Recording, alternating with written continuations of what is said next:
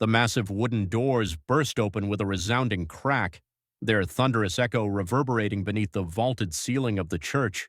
Framed in the archway stood Major Thomas Wolfe Hawthorne, his field uniform still bearing the dust of recent deployment. Beside him, a small but unwavering sentinel, was Nathan. The wedding march faltered abruptly, the organist's fingers freezing above the keys. 200 heads swiveled in unison towards the entrance, and a collective gasp rippled through the church, a wave of palpable shock. Thomas, with a precision honed in combat, instantly assessed the scene. Grace at the altar, radiant in a designer wedding gown that likely cost more than his annual combat pay. Steve beside her in an impeccable tuxedo, starkly unlike the field uniform they once shared. In the front row, his parents and sister, their faces morphing in slow motion from celebratory cheer to dawning horror. "Don't let me interrupt." Thomas's voice sliced through the stunned silence, every word measured and deliberate. "I merely came to congratulate the happy couple." His gaze swept over the congregants, recognizing faces that ignited fresh waves of betrayal. "And to thank my loving family for their unwavering support during my absence." He began his march down the aisle, each step deliberate and controlled. Nathan matched his pace perfectly, the boy's presence adding another layer of damning indictment to the scene. The congregants shifted in their pews, whispers erupting like nervous gunfire.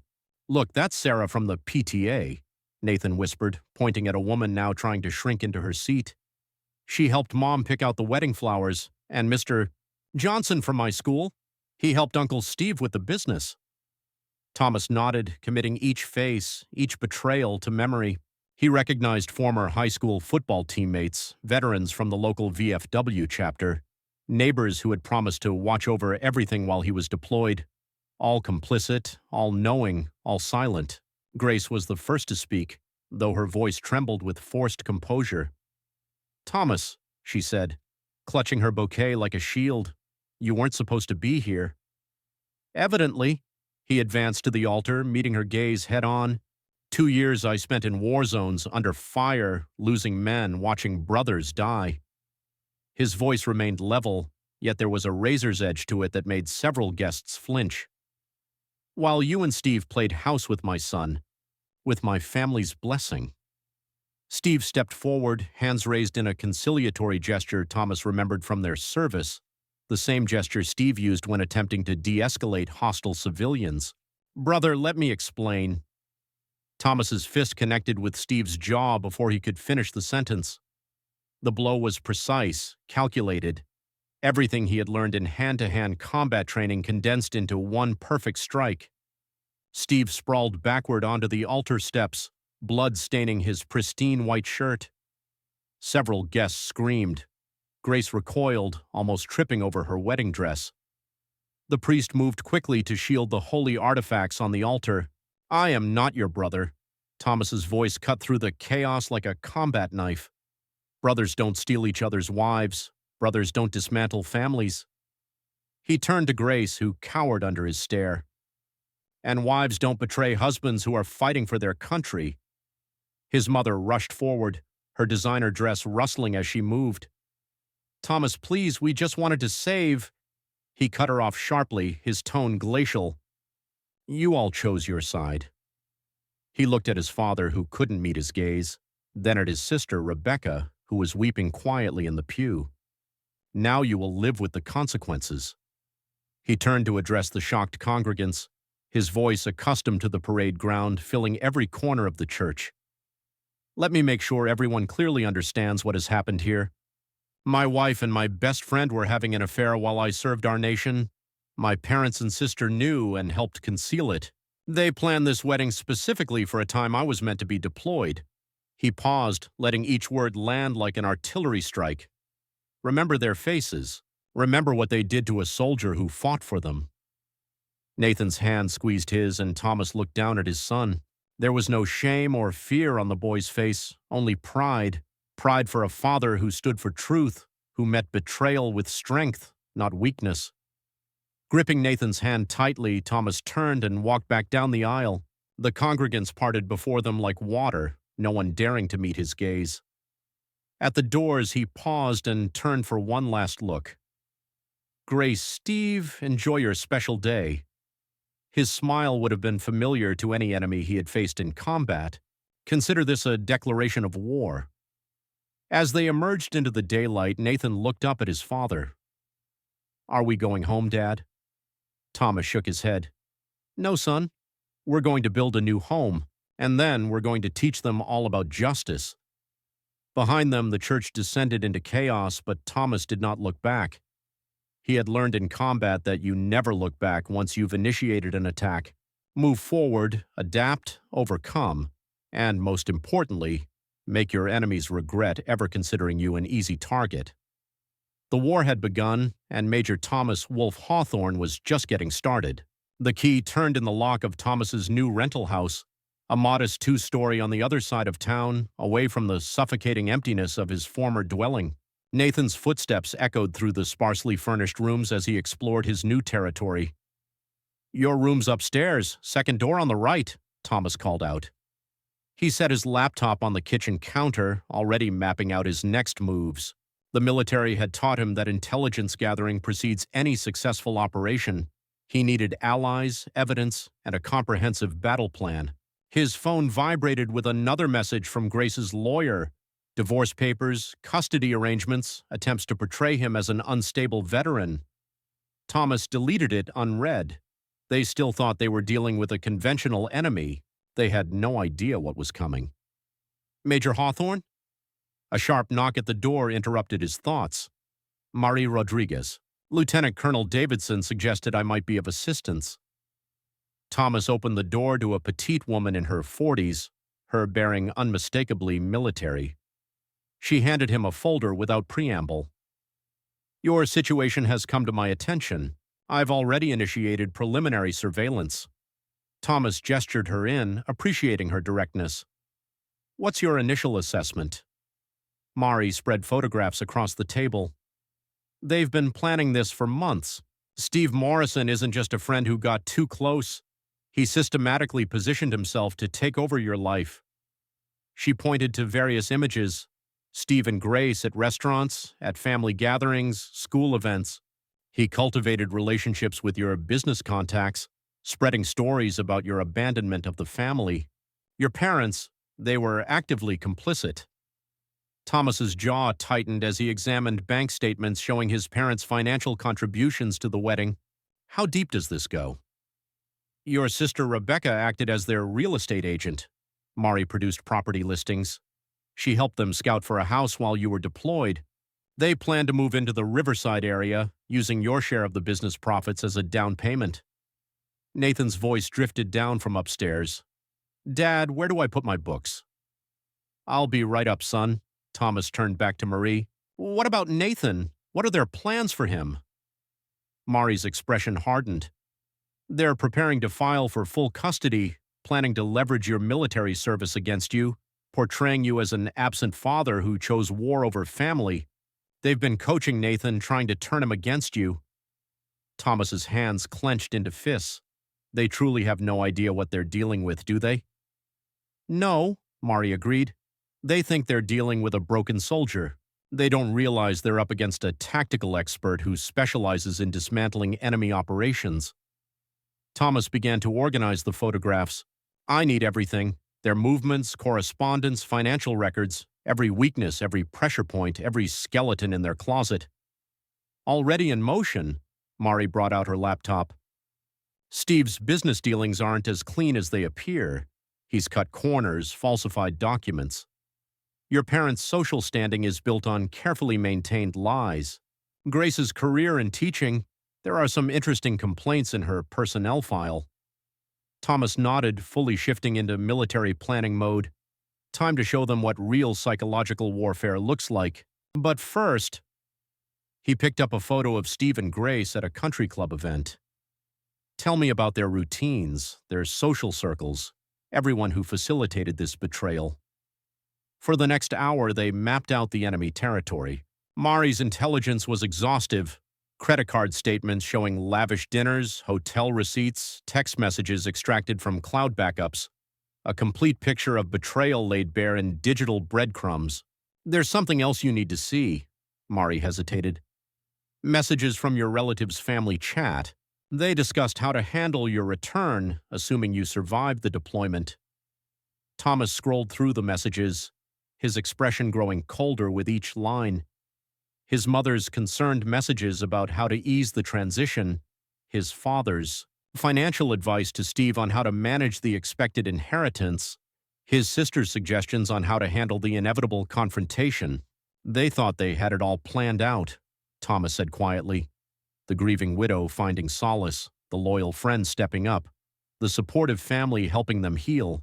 A perfect narrative for their social circle. Instead, they got the wolf. Mari offered a grim smile. Care to hear my proposal for Phase 1? Thomas returned her smile, the same one that had unnerved enemies in war zones. Let's start with Steve's business empire. Tell me about those fraudulent contracts.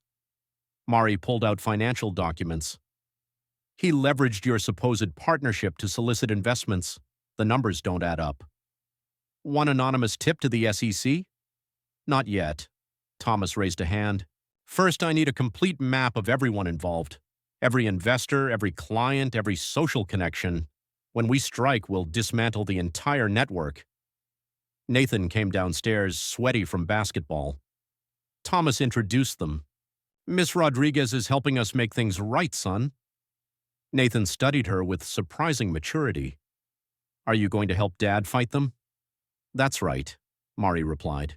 Your dad's a strategic expert. We're going to make sure everyone learns why you don't betray a soldier. Thomas watched his son absorb this, seeing the same fierce resolve in the boy's eyes that he felt himself. Nathan, remember what I taught you about military operations. Gather intel, identify weaknesses, plan your attack, show no mercy to the enemy.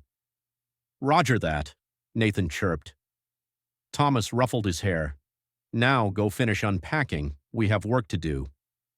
After Nathan went upstairs, Mari raised an eyebrow. He's taking this well. He's a soldier's son, Thomas said simply. He understands loyalty and betrayal better than they ever will. He turned back to the evidence. Show me everything you have on Steve's investors. It's time to begin dismantling his empire.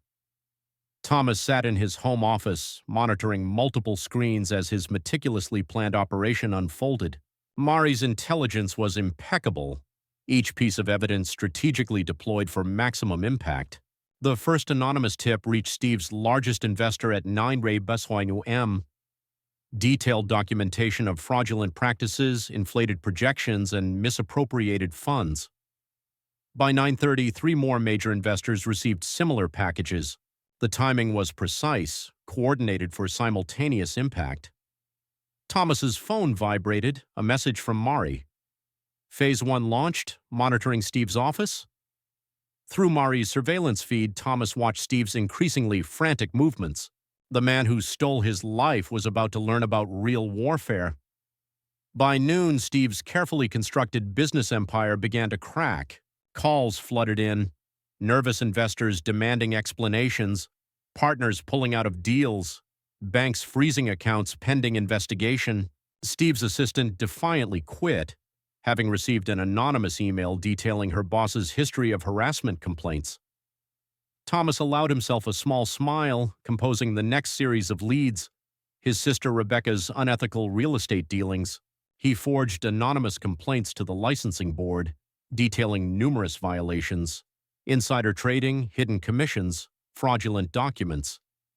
Dad, Nathan stood in the doorway. Uncle Steve's on TV. Thomas turned up the volume on the local news. Steve stood outside his office building, sweating in his expensive suit, attempting to explain away the mounting accusations. His confident facade cracked as reporters shouted questions about fraudulent contracts and misappropriated veteran benefits. Is this part of your plan? Nathan asked, studying the screen. This is just the beginning, Thomas replied. Remember what happens to people who betray trust. They lose everything. Roger that, Nathan said firmly. Thomas checked another alert. His parents' country club had received an interesting packet of documents, evidence of his father's inappropriate conduct with younger staff, along with proof of covered-up incidents. Mari's next update confirmed the effect. Country club membership revoked.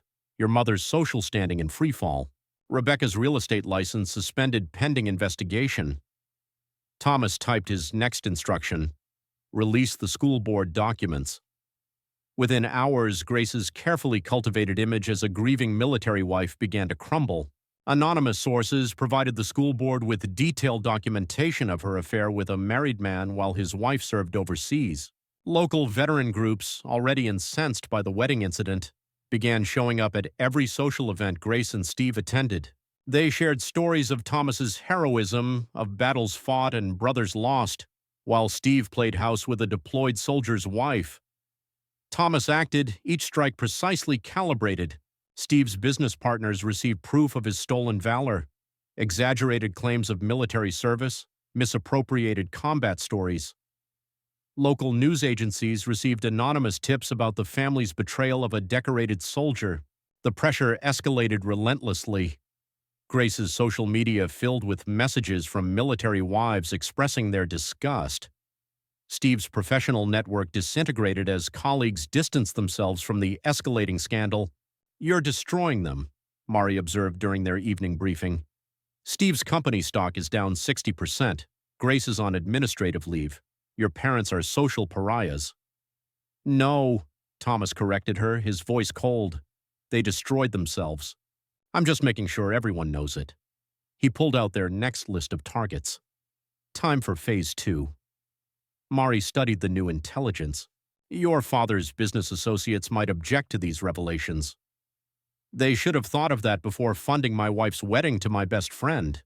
Thomas's tone remained clinical, detached. "Upload the documents at midnight." The psychological warfare continued, relentless. Every social event became a minefield. Veterans appeared at restaurants where Grace dined, speaking loudly of loyalty and honor. Business meetings where Steve addressed investors were interrupted by former soldiers, asking pointed questions about his military claims. Thomas monitored it all from his command center, directing each strike with tactical precision.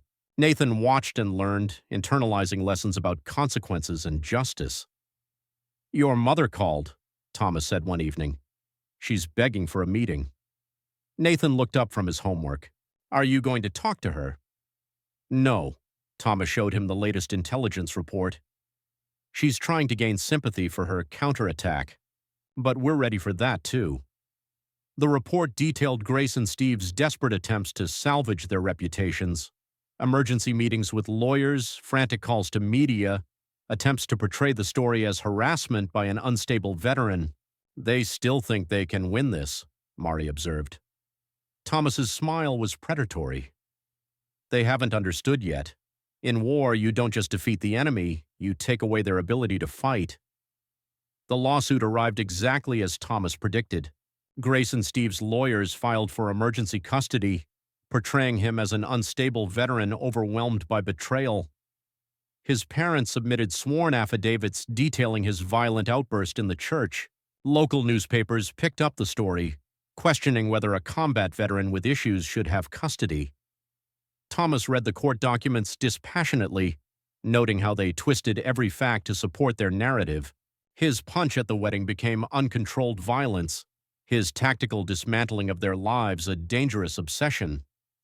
"They're painting you as unstable," Mari reported, tracking the media coverage, claiming PTSD, suggesting you're a threat to Nathan. Right on schedule, Thomas produced his prepared countermeasures. Time to show them what real preparation looks like. The custody hearing took place in a packed courtroom.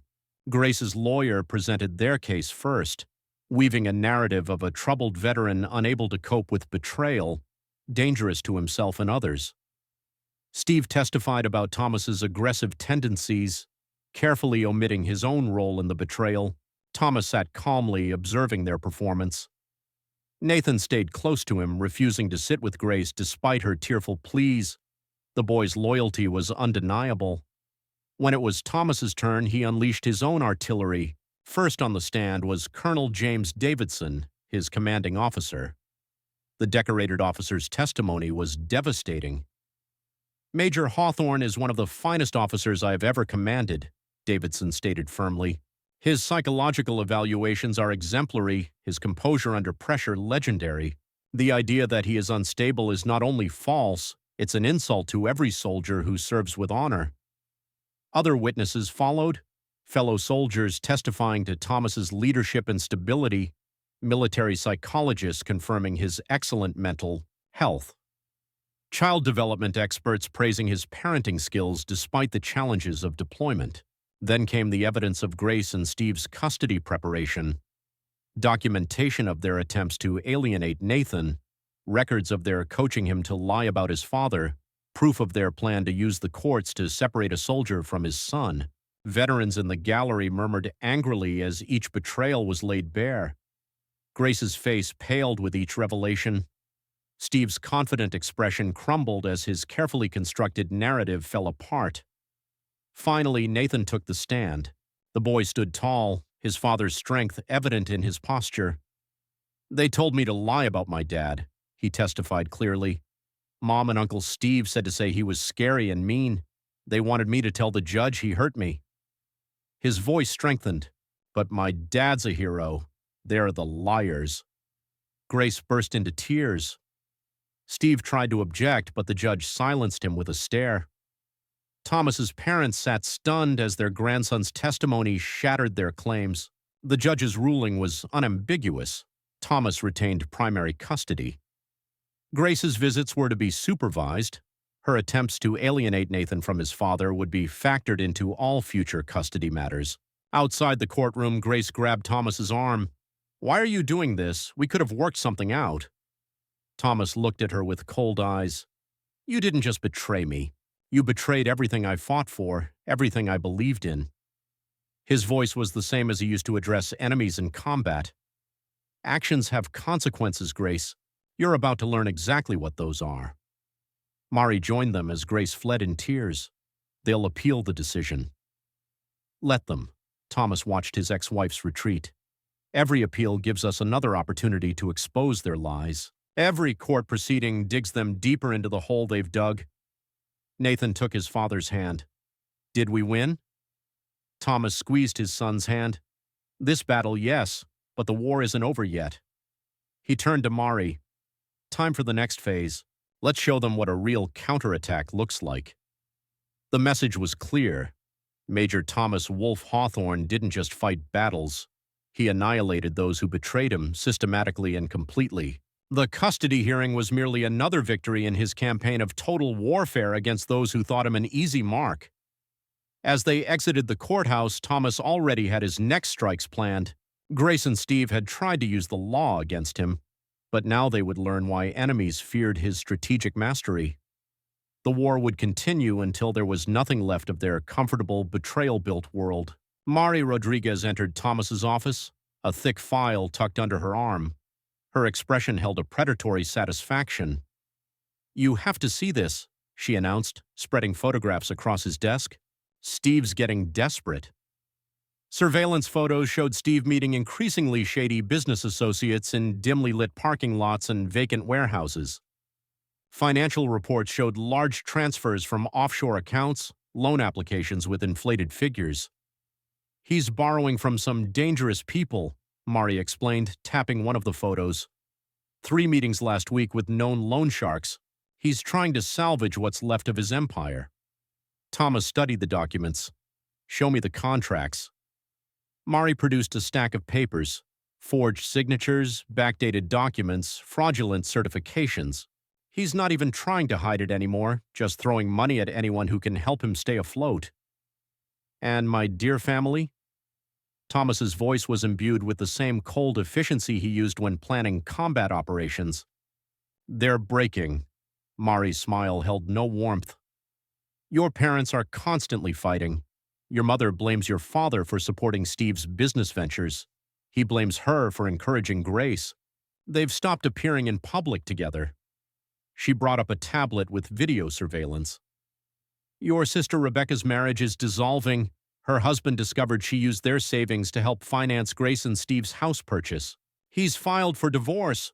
Grace is drinking heavily, has missed 3 supervised visits with Nathan. Her lawyers are threatening to quit because she can't pay the bills." Mari paused. She tried to get a job in another school district, but our anonymous reports about her history followed her. Thomas nodded in satisfaction. All the pieces were falling perfectly into place. Through his office window, he could see Nathan playing basketball in their new backyard. The boy had thrived in recent months, unburdened by the lies and manipulation. There's something else, Mari added. Steve's claiming combat experience to get military contracts, telling war stories that are suspiciously similar to your missions. Thomas's expression hardened. Stolen valor on top of everything else. It's time to end this. He picked up his phone and dialed a number he had kept. Diane Wright, Major Thomas Hawthorne. I have a story of betrayal, stolen valor, and justice that might interest you. The journalist's response was immediate. The St. Michael's wedding interruption. That was you? That was just the opening act. How about an exclusive on what happened next? Diane's voice sharpened with professional hunger. I'm listening. Private investigator reports, financial documents, surveillance photos, proof of fraud, stolen valor, and a conspiracy to alienate a child from his deployed father, all verified and documented. A military angle, a betrayed soldier, an unfaithful wife, a fake war hero, with testimony from my commanding officer and fellow soldiers about my real combat service versus Steve's fabricated one. Photos from the church wedding, including shots of my parents and sisters celebrating while I was dodging bullets in Afghanistan. Diane's excitement was palpable. This is Pulitzer material, Major. When can we meet? Tomorrow. Bring your photographer. Thomas's voice was utterly confident. It's time to show the world what happens when you betray a soldier's trust. Hanging up, he turned to Mari. Coordinate with Diane. Make sure she gets everything. Bank records, surveillance photos, court transcripts. I want no detail left untold. Full exposure. No holds barred? Mari clarified. They chose this war, Thomas replied. Now they'll see it through to the end. Nathan walked in, sweaty from basketball. Dad, can we order pizza tonight? Thomas smiled at his son, the only pure thing left from his old life. Of course, buddy. But first I want you to understand something. Things are going to get intense again. People are going to be talking about us, about what happened. Nathan's young face showed a mature understanding. Because you're going to tell everyone the truth? Exactly, all of it. Are you ready for that? The boy straightened, unconsciously mimicking his father's military posture. They're the ones who should be scared, not us, right, Dad? Right, son. Thomas exchanged a look with Mari. They're about to learn the difference between their comfortable lies and a real fight. Mari gathered her documents. I'll coordinate with Diane, find a secure location for the interview. Want me to leak anything to the press beforehand to drum up interest? No, Thomas decided. Let it hit them all at once. Maximum impact. After she left, Thomas stood by the window, watching the setting sun paint the sky in deep purples and reds. Everything he had done, the intelligence gathering, the strategic strikes, the calculated pressure, had led to this moment. The final offensive was about to begin. Dad? Nathan's voice pulled him from his thoughts. Are my mom and Uncle Steve going to jail? Thomas turned to his son, seeing the same tactical awareness he cultivated in his best troops. They're going to face consequences, Nathan, real ones. That's what happens when you choose betrayal over loyalty. The boy nodded solemnly. Good. No tears, no confusion, just the clear, clean judgment of a child who had learned honor from his father's actions, not from empty words. Thomas's phone vibrated with a message from Mari.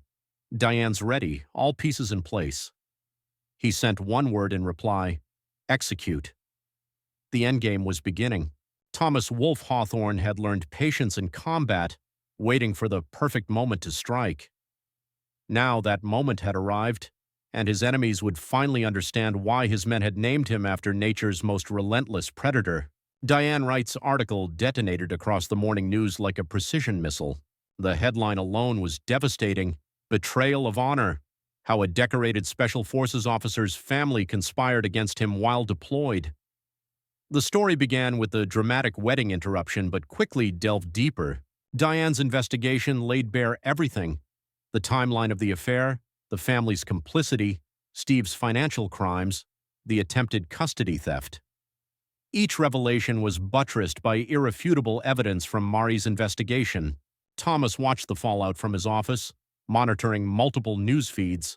Local stations led with the story. Military blogs exploded with outrage. Veteran organizations nationwide shared the article, adding their own condemning comments. The spread of the photos was particularly damning. Grace and Steve at restaurants while Thomas was deployed, his parents celebrating their engagement, his sister Rebecca showing them houses, all dated, all documented, all painting a clear picture of calculated betrayal. His phone vibrated continuously with messages from fellow soldiers. Saw the article. They're gonna burn for this. Command is furious about Morrison's stolen valor claims. The whole battalion's with you, Wolf. Mari arrived mid-morning with updates. Steve's remaining business partners are jumping ship. 3 board members resigned this morning, stocks plummeting. Grace's school board called an emergency meeting. They're voting to terminate her contract. Public pressure is too strong. Mari checked her tablet. Your parents' country club officially revoked their membership. Your father's golf friends are publicly disowning him. Thomas nodded in grim satisfaction. Rebecca, her real estate agency fired her an hour ago. Her husband's divorce lawyer is ecstatic with the revelations about her financial improprieties. The article was masterfully written. Diane portrayed Thomas as a dedicated soldier and father, serving his country while his support system crumbled in betrayal. She contrasted his combat valor with Steve's stolen valor, his sacrifices with his family's schemes. But the real damage came from the criminal investigations the article triggered. The FBI's Financial Crimes Unit announced interest in Steve's business dealings. The military began an inquiry into his combat claims. The State Bar Association opened an investigation into Grace's sworn testimony in the custody hearing. Thomas's phone rang. Colonel Davidson, excellent story, Wolf. Thank you for your input, sir. The military community is fully behind you. We take care of our own. Davidson's voice hardened. Morrison's done. Using your combat stories to gain contracts isn't just stolen valor, it's fraud. The colonel paused. Your parents have tried to make contact through command channels, want to arrange a meeting. No contact, Thomas responded firmly. They chose their side. Understood. Stay sharp. Wounded animals are the most dangerous. As if to confirm Davidson's warning, Mari arrived with fresh updates. Steve's trying to hold an emergency press conference, claiming the article is a smear campaign. Thomas allowed himself a cold smile. Put it on the office television. He showed Steve standing outside his company headquarters, sweating in his expensive suit. His attempt at defense crumbled as reporters peppered him with specific details from Diane's article. Is it true you claimed Major Hawthorne's combat experience as your own?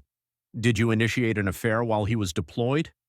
How long did you plan to marry his wife before his return?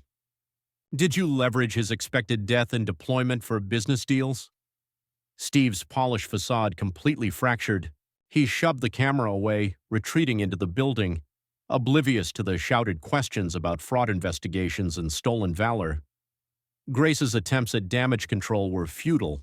Her tearful interviews, portraying herself as a misunderstood woman seeking solace, were immediately contradicted by evidence of her systematic manipulation of Nathan and her attempts to strip Thomas of custody. Thomas's parents faced their own tsunami of social destruction. Friends from the country club, business associates, and high society abandoned them en masse. Their meticulously constructed world of privilege and prestige crumbled under the weight of their exposed betrayal. Nathan returned from school, his backpack emblazoned with supportive messages from classmates. Everyone read the article, Dad. Everyone saying you're a hero. Thomas embraced his son. Remember what I taught you about justice. It's not revenge. It's consequences, Nathan quoted back. Precisely. Thomas checked his phone as more updates poured in. We show people the truth and then we let them face what they've done. Mari brought in the day's reports. Military contractors were canceling deals with Steve's company. Grace's teaching license was under review. The FBI had raided Steve's offices. They're running out of options, Mari observed. Good. Thomas's voice held the same tone he used when cornering enemy forces. Now we await their desperate counterattack. It came sooner than expected. Steve attempted to wire vast sums to offshore accounts, triggering federal bank alerts. Grace tried to flee with Nathan during a supervised visit but was stopped by veterans Thomas had strategically placed nearby. Thomas watched it all with calculated satisfaction. Everything was proceeding as planned. His enemies were self-destructing, each desperate move further exposing their true nature. Diane called with updates on her article's impact. It's gone national, Major. Every major network wants to run with it. Veteran organizations are demanding congressional investigations into stolen valor cases. Keep the pressure on, Thomas instructed. I want no stone unturned. By evening, the destruction was complete. Steve's company stock had plummeted. Grace faced criminal charges for attempted custody interference. Thomas's parents retreated to their country estate, hounded by reporters and shunned by former friends. Mari brought the last reports for the day. Want to see something interesting? Surveillance footage from Steve's office. The video showed Steve destroying documents, yelling at board members, finally breaking down at his desk as his empire collapsed. In one satisfying moment, he tried to access accounts Thomas had already frozen, realizing too late how thoroughly he'd been outmaneuvered.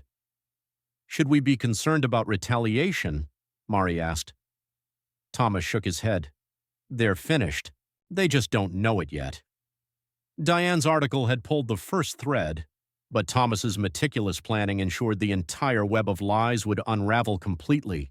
As he watched the evening news, he felt no elation, no joy, just the cold certainty of a mission successfully executed. Nathan sat beside him, watching the reports with an unusually mature understanding. They thought they could hurt us, right, Dad? They thought I was just a soldier, Thomas corrected. They forgot that soldiers are trained for war. All kinds of war. The news showed more footage. Steve being served federal warrants, Grace being escorted from the school, Thomas's parents facing a throng of reporters. The comfortable world they had built on betrayal was burning, and Thomas had only just begun his campaign of annihilation. A year of consequences. A year after the aborted wedding, Thomas sat in his office, reviewing the final reports. The timing was no accident. He believed in symmetry when it came to justice. Scattered across his desk lay the remnants of his enemy's destruction. Steve's plea bargain. He'd agreed to a limited prison sentence in exchange for cooperation with federal investigations. His business empire had imploded, his reputation shattered, his stolen valor exposed to the military community he'd tried to deceive. Grace's trajectory was equally satisfying. She'd moved to another state after multiple failed attempts to rekindle her teaching career. Her efforts to find employment in education were consistently thwarted by the viral articles detailing her betrayal of a deployed soldier. Her supervised visits with Nathan had ended 2 years prior when she failed to appear for 6 consecutive scheduled meetings. The last Thomas heard, she was attempting to contact Nathan through social media, setting up fake accounts that Mari's security team quickly identified and blocked. Her carefully constructed image as a grieving military wife seeking solace had become a cautionary tale in military spouse support groups. The downfall of Steve Morrison was even more spectacular. After serving 18 months for financial fraud, he found every door closed. Military contractors blacklisted him. Veteran organizations ensured his stolen valor became his primary identity. No reputable business would touch him after Diane Wright's series of exposés went national. He tried to restart in 3 different cities, using various company names, but Thomas's network of veterans and intelligence specialists tracked his every move. Anonymous tips to potential clients and partners consistently revealed his history of betrayal and fraud. He now lived in a dilapidated apartment in Cleveland, working as a used car salesman. A fitting occupation, Thomas mused, for a man so skilled at selling lies. His attempt to write a tell-all book failed spectacularly when Diane Wright published a detailed fact-check, obliterating what remained of his credibility. Thomas's parents fared no better. Their divorce devolved into a bitter battle over rapidly dwindling assets. His father's business partners, concerned about guilt by association, forced him into early retirement. His mother lost her positions on all the charity boards and social committees she once dominated. They annually sent Nathan birthday cards. Each one was returned unopened, marked "contact prohibited by court order." Their attempts to re-establish their social standing in a new city crumbled as Thomas's veteran network ensured their history followed them. Rebecca, his sister, tried to reinvent herself after her divorce and bankruptcy. She'd moved to Seattle, attempting to start a coaching business. The irony wasn't lost on Thomas as her promotional materials emphasized integrity and family values.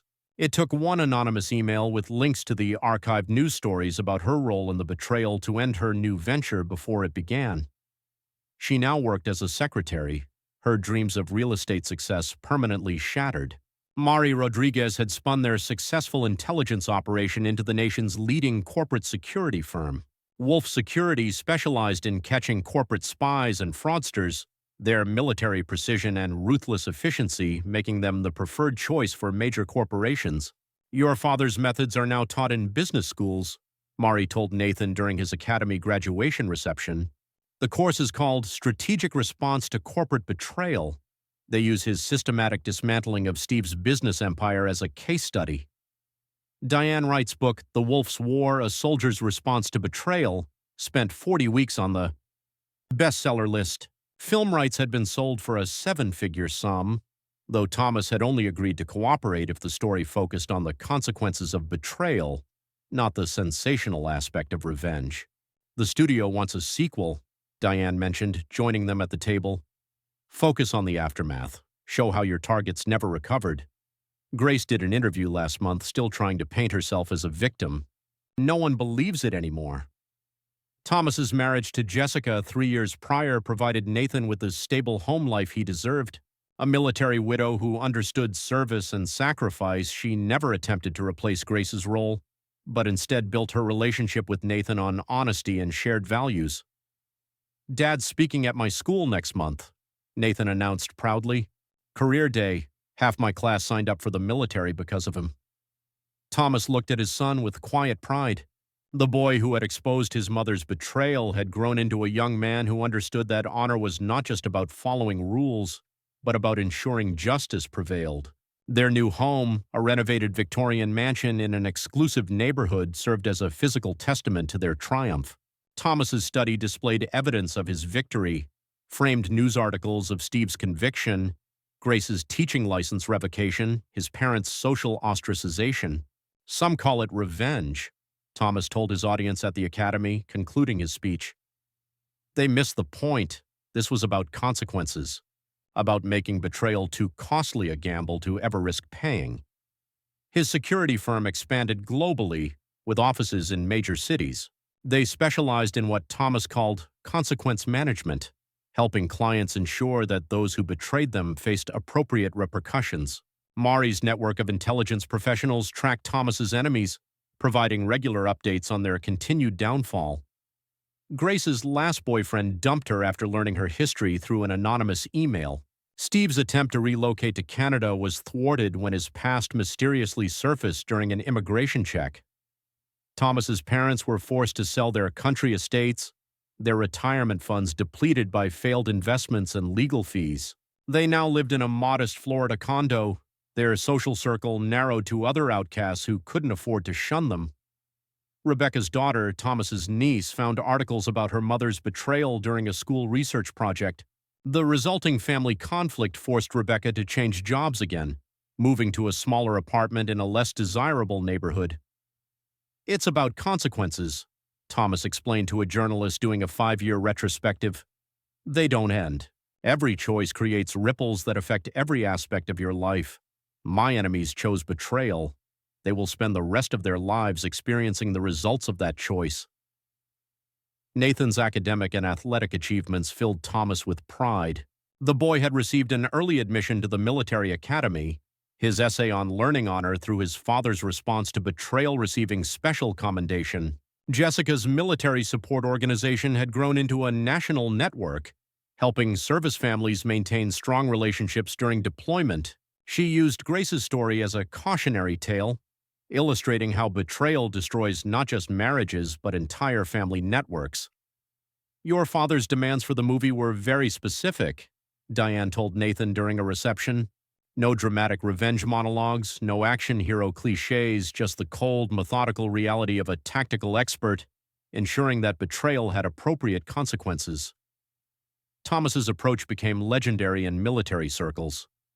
Young officers sought his mentorship, learning that true strength lay not in emotional outbursts, but in a strategic response to perfidy.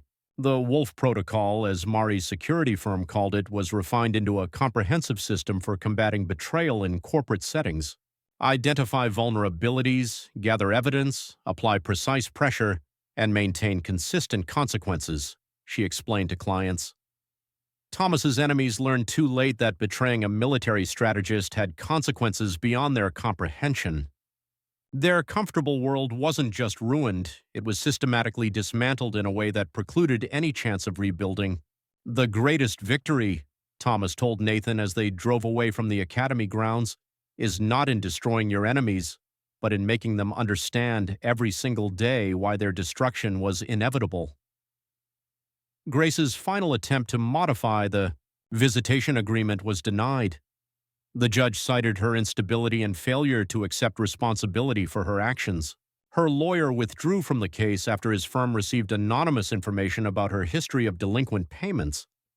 Steve's third marriage dissolved after his new wife discovered his betrayal of a deployed soldier in news archives. His attempts to date through online services were continually sabotaged by mysterious leaks about his past. Thomas's parents tried to attend Nathan's high school graduation, hoping for a reconciliation. They were stopped at the entrance by Mari's security team. Their invitations turned out to be forgeries created by Rebecca. Sometimes people ask if I miss my old family, Nathan told a counselor during his academy interview. No, they chose betrayal over loyalty. Dad taught me that choices have consequences and theirs aren't my responsibility. Wolf Security Headquarters stood as a testament to Thomas's success. 20 stories of gleaming glass and steel, employing hundreds of veterans who understood the importance of loyalty and consequences. Mari's intelligence network expanded to every major city, ensuring Thomas's enemies could never escape their fate.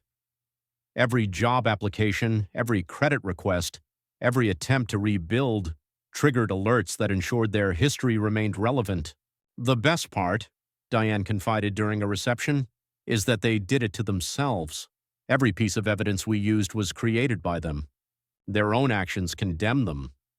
Thomas's methodical destruction of his betrayers became a case study in multiple fields: military strategy, corporate security, and even psychological warfare.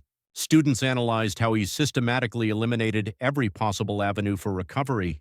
Grace's attempt to blog about recovering from public shame failed when readers learned her identity. The comments section filled with veterans sharing stories of deployed soldiers whose families betrayed them. Steve's psychiatrist published an anonymous case study on the psychological impact of justified social ostracization. Even with identities hidden, military readers recognized the story, adding their own perspectives on the consequences of betrayal. As Thomas drove his family home from the academy graduation, he reflected on the past 5 years. His enemies had expected him to react as a wounded man seeking vengeance. Instead, they had faced a strategic expert, ensuring that betrayal would have permanent repercussions. "We're having dinner with the film producers next week," Jessica mentioned.